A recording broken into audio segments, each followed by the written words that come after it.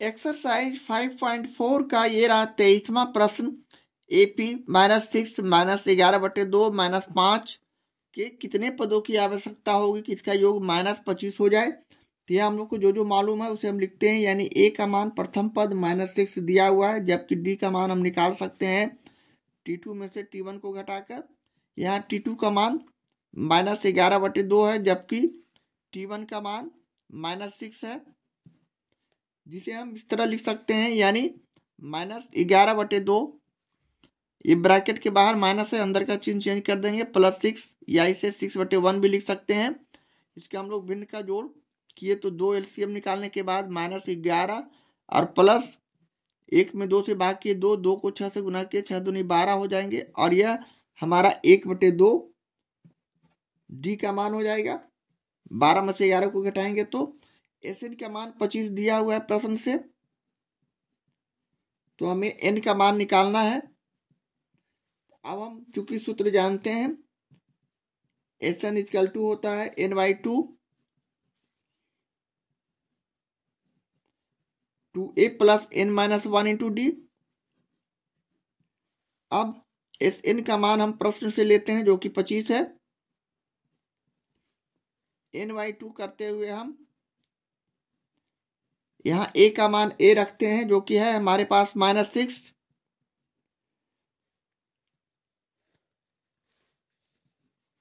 Plus N-1 तो हमें निकालना ही है, N का वैल्यू। D का मान यहाँ 1/2 करते हैं जो कि गुना में है। इस तरह कैलकुलेशन करने के बाद हम 2 को लेफ्ट हैंड साइड की तरफ लाते हैं। सॉरी, यहाँ -25 है, यहाँ माइनस है। SN का मान -25 रखते हुए हम इसे पुनः -25 गुने 2 करेंगे। ये 2 इधर आया लेफ्ट हैंड साइड में तो गुना हो जाएंगे, यहाँ संख्या बच गया N। 6 दूनी 12 -12। अब N-1 में बारी बारी से 1/2 से गुना करते हैं तो हमारा रिजल्ट हो जाएंगे प्लस N/2 और माइनस 1/2। N को 1/2 से गुना किए N/2, -1 को 1/2 से गुना किए -1/2। इस तरह का हमारा भिन्न का जोड़ आ रहा है। अब इसे हम बारी बारी से गुना कर देते हैं। 25 को 2 से -50 = N को बारी बारी से इसे गुना कर देते हैं तो ये हो गया -12N, प्लस N को N/2 से गुना किए N²/2, माइनस N को 1/2 से गुना किए N/2। इस तरह करने के बाद अब हम लोग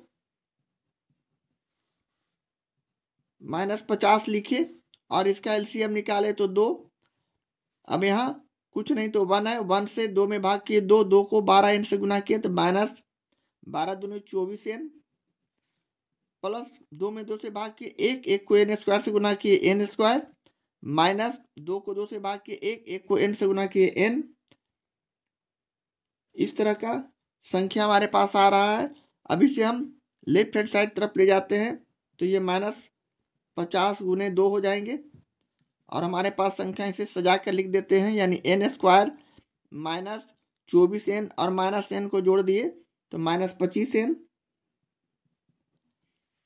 अब हम पुनः इसे गुना करते हैं तो 100 हो जाता है। ये माइनस में इसको राइट हैंड साइड लाते हैं तो +100 हो जाएंगे, तो हम इसे सजाकर इस तरह भी लिख सकते हैं, यानी N² -25N और +100 = 0। अब यहाँ से हम फैक्टर करते हैं, यानी 100 का फैक्टर करने के बाद हमारे पास संख्या 2 से 50, 2 से 25, 5 से 5, यानी हम -25N लाने के लिए कौन सी संख्या से गुना करते हैं, तो हम गुना करेंगे उसी संख्या को लिखेंगे, यानी 5 दूनी 10, 10 दूनी 20। हम इसे इस तरह कर सकते हैं 2 गुने 2 गुने 5, यानी 5 दूनी 10 दूनी 20, और 1 गुने 5 भी कर सकते हैं तो 5, 20 और 5 को हम माइनस प्लस करते हैं तो 25N आता है। अब 20 और 5 को गुना करते हैं तो 100 आता है। इस तरह हम इसका फैक्टर इस तरह लिख सकते हैं, यानी N² -20N और 5n और प्लस 100 इक्वल टू 0। अगले स्टेप में हम पुनः इसे कॉमन लेते हैं, यानी n और n कॉमन ले लिया तो हमारे पास संख्या n माइनस 20 बचे। इसी तरह -5 कॉमन ले लिया तो हमारे पास संख्या n माइनस 20 बचेंगे इक्वल टू 0। इस तरह का प्रश्न हम लोग बनाते आ रहे हैं। अब n माइनस 20 हम कॉमन ले लिए दोनों में, इसमें और इसमें, तो हमारे पास संख्या n माइनस 5 बच जाएंगे इक्वल टू 0। अब हम लिख सकते हैं n माइनस 20 बराबर 0, इसलिए n इक्वल टू 20। उसी प्रकार n माइनस 5 बराबर 0, तो लिख सकते हैं n बराबर 5। इस तरह हमारा n का मान 20 और 5 जो आया, यही फाइनली हमारा रिजल्ट हो गया। इस तरह हम प्रश्न 23 का सॉल्यूशन करते हैं।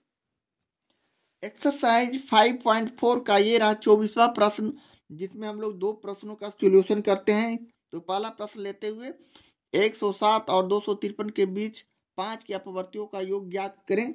यहाँ हमें इस प्रकार का एपी के पद प्राप्त होंगे, यानी एपी इक्वल टू 107 और 253 के बीच 5 यानी 5 से विभाजित संख्या को लिखना है। तो हमारा 110, 115, 120, इसी तरह हम 250 तक जाएंगे, इसलिए कि 253 के बीच के ही संख्या को लिखना है। इस तरह का हमारा एपी के पद मालूम हो जाते हैं। अब हम लोग एपी के सदस्य, इस तरह हम यहाँ ए का मान लिख सकते हैं, यानी ए बराबर हो जाएगा 110 प्रथम पद जो होगा। डी का मान उसी तरह हम यहाँ सीधे T2 माइनस T1 भी कर सकते हैं, यानी 115 माइनस 110, या फिर इसे हम डायरेक्ट 5 भी लिख सकते होते, इसलिए 5 के अपवर्ती बोला जा रहा है। जबकि Tn का मान 250 है, तो हमें सूत्र मालूम है, चूंकि Tn बराबर a plus n minus 1 into d. यहाँ Tn का मान हम 250 रखते हैं और a का मान 110, जबकि n का मान हमें मालूम नहीं है। d का मान यहाँ 5 रखेंगे और इसे अगले स्टेप में हम इस तरह हल करेंगे, यानी 250, 110 को हम लेफ्ट हैंड साइड लाए तो 110 माइनस में हो जाएंगे। 5 को n से गुना किया तो 5n, माइनस 1 को 5 से गुना किया 5। अब इसे अगले स्टेप में हम पुनः 250 में 110 को घटाते हैं तो 140, माइनस 5 को लेफ्ट हैंड साइड ले जाते हैं तो प्लस 5 बराबर 5n। इसलिए अब हम यहाँ से n का वैल्यू निकाल सकते हैं, यानी 145 में हम 5 से भाग कर देते हैं, 5 से इसे काटेंगे तो हमारा रिजल्ट 29 आएगा। 29 बचे 45 से, इस तरह हमारा n का मान 29। इसी तरह अब हम इसके योग को भी निकाल सकते हैं। योग के लिए हमारे पास सूत्र है, यानी Sn बराबर हमारे पास सूत्र है n/2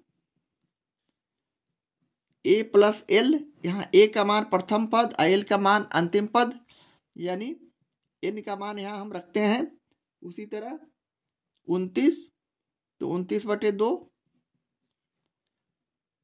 a का मान यहाँ हमारे पास प्रश्न में 110 है, l का मान अंतिम पद 250 है। अब यहाँ हम 29/2 किए और गुणे से जोड़ देने के बाद हमारा संख्या 0, 6, 2, 3, 360 आएंगे, जिसे हम 2 से काटते हैं तो 180। 180 को हम 29 से गुना करेंगे तो हमारा 29 216, यानी हमारे पास संख्या गुना करने पर 5220 जो आएंगे। ये हमारे प्रश्न 24 के पहले प्रश्न का सॉल्यूशन होगा। इस तरह हम प्रश्न 24 के पहले प्रश्न का सॉल्यूशन करते हैं। एक्सरसाइज 5.4 का ये रहा 24वां का दूसरा प्रश्न। 100 और 1000 के बीच 5 के अपवर्तियों का योग ज्ञात करना है।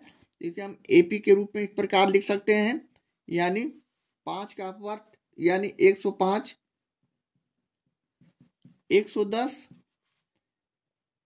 115,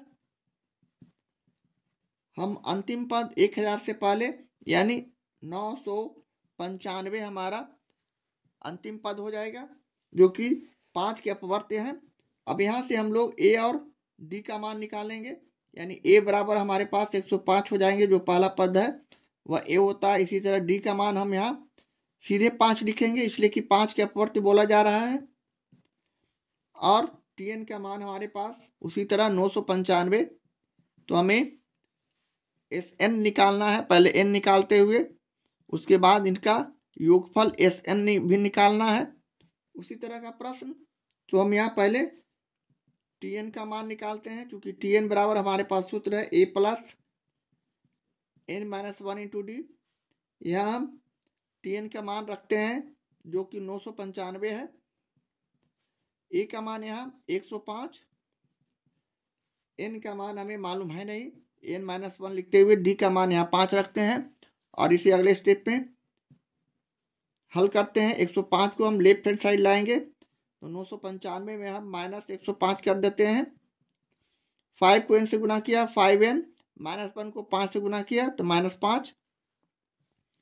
अब हम 995 में 105 को घटाते हैं तो 890, 5 में से 5 गया 0, 9 में से 0 गया 9, 9 में से 1 गया 8, जबकि -5 को हम लेफ्ट हैंड साइड की तरफ ला रहे हैं तो +5 हो जाएंगे और 5n। अब यहाँ से हम लोग n का मान निकाल सकते हैं, इसलिए n इक्वल टू 890 में 5 को जोड़ा तो 895 बटे यहाँ हम 5 भाग में कर देते हैं। इस तरह हम इसे काटते हैं तो एक मत में 5 3 39, 7 5 35 और 5 तिहाई 7 5 35, उसके बाद 35 एक मत में तो हो गया 3 39 7 35 4 45 9 5 45। इस तरह 179 जो हमारा n का मान आ गया। अब हम यहाँ से इनका योगफल भी निकाल सकते हैं, यानी एस एन बराबर हमारे पास सूत्र है n/2 a प्लस एल।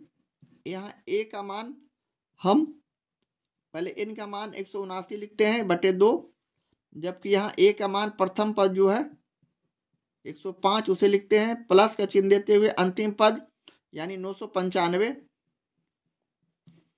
अब हम पुनः इसे 179 बटे 2 किए और गुना का चिन्ह देते हुए 105 और 995 को जोड़ दिए, 5 5 जोड़े तो 0, 9 और 1 10 के 0 हासिल 1, 9 10 1 11, यानी हम इसे 1100 लिखेंगे और 2 से इसे काटेंगे तो हमारे पास संख्या 550, 2 5 10, 2 5 10 और 0।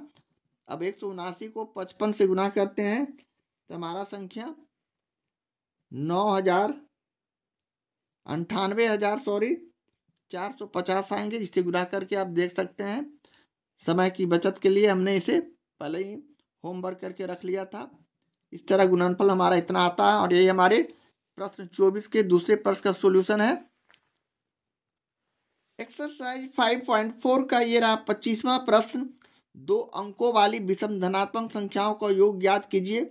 यहाँ 2 अंकों वाली संख्या लेना है जो कि 10 और 99 के बीच वाले ही संख्या को लेना है, यानी वह भी विषम धनात्मक संख्या होना चाहिए, यानी हमारा एपी इस प्रकार का हो जाएगा। 2 अंकों का विषम संख्या 10 ना हो के 11, विषम संख्या जो 2 से विभाज्य ना हो 11 13 15, इसी तरह हम 99 तक जाएंगे। ये विषम संख्याओं का समूह है।